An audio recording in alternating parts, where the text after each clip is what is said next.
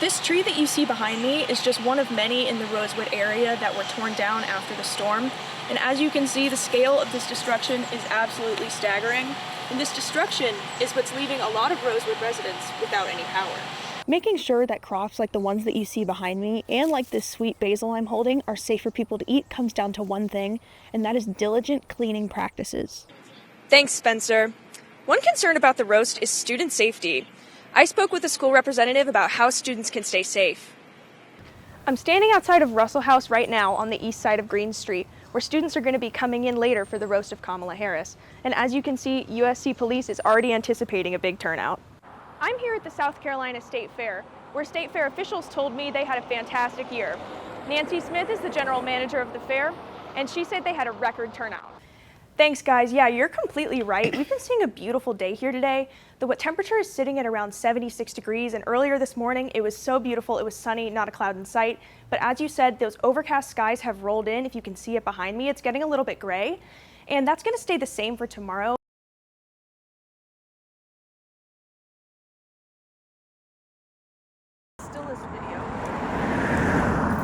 It's been 4 days since Hurricane Helene made her devastating landfall in South Carolina, and the Rosewood area here in Columbia is still feeling the effects. With debris scattered, trees uprooted, and power lines down, one Rosewood resident says he's been without power for 4 days now. It's been horrible. Haven't had AC, no hot water, so we've just been sleeping at friends' houses nearby. The thermostat is sitting at 78 degrees, clearly too hot to store any food in the fridge, giving Edie no choice but to throw it all away.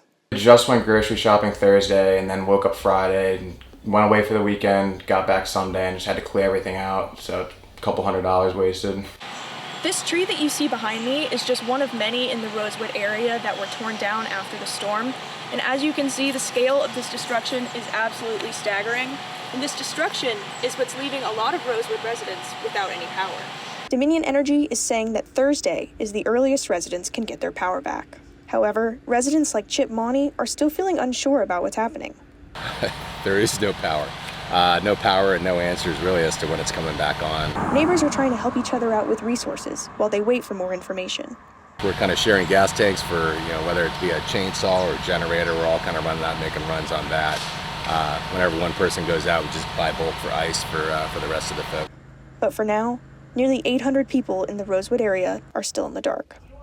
In Rosewood, for Carolina News, I'm Eden Massey.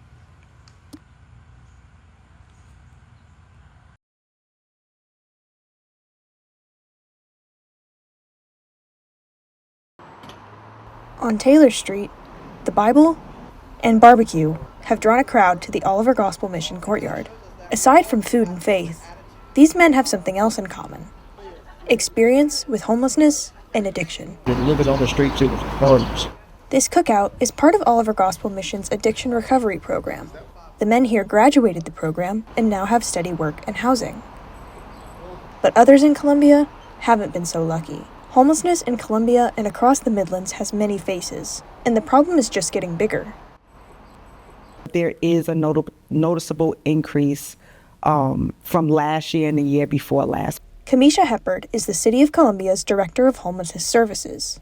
It's a resource issue. I believe that's the issue. The squeeze on resources gets even tighter as winter approaches. So there's a whole huge demand on our resources once we enter into those winter months. Chris Love is the director of Oliver Gospel Mission's Men's Center. He says Oliver Gospel Mission expands their operations as much as they can during the winter. We have 56 beds in our overnight shelter, and so we open up for an additional 20 during the winter months. The City of Columbia does the same. The city has managed what has been known to be the inclement weather center. Now we call it the overflow, and so that opens during the winter months. The City of Columbia is working on a bigger plan to accommodate the rise in homelessness. The mayor and the city manager, they're working on plans behind the scenes on how we can increase affordable housing. But with more homelessness in Columbia than ever before, getting people off the street is a collaborative effort. We really do rely on the community and our community partners to support the work that we do here. If the community comes together and pull together, we can pull this off for those most vulnerable in the community. Back at Oliver Gospel Mission's courtyard, Men who got the help they need can celebrate new jobs and new homes. Until the city gets more funding and more support for affordable housing, others will stay on the streets. In downtown Columbia, I'm Eden Massey, Carolina News.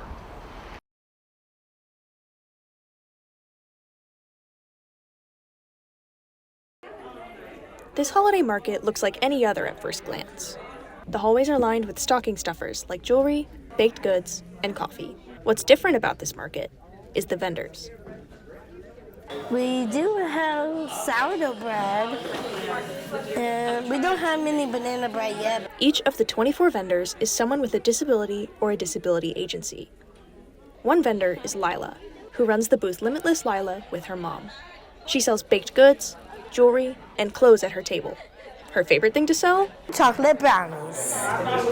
Lila and her mom Paget don't just run this booth to sell brownies and earrings. If she doesn't want to do this when she's a young adult, then she will be legitimately employable. Can I get 2?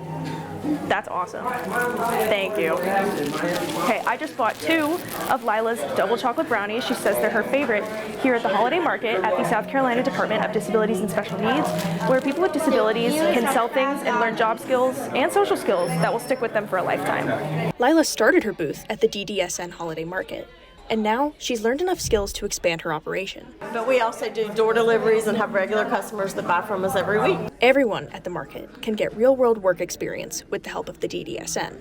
It's a difficult challenge for individuals with disabilities to gain employment. So this is a way to help them refine those skills. Sometimes it's the first time they've ever had that opportunity. As customers walk around to pick out their gifts, they can also give vendors like Lila the opportunity to support themselves. At